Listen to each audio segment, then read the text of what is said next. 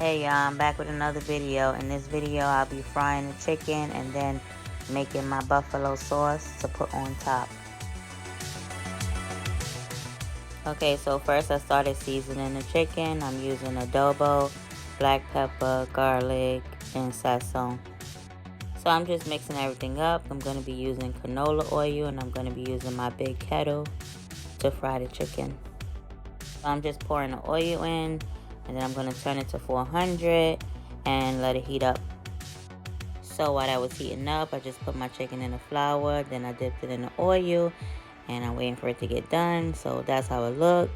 Now I'm making my sauce, so I'm adding butter to the pan, some red hot sauce.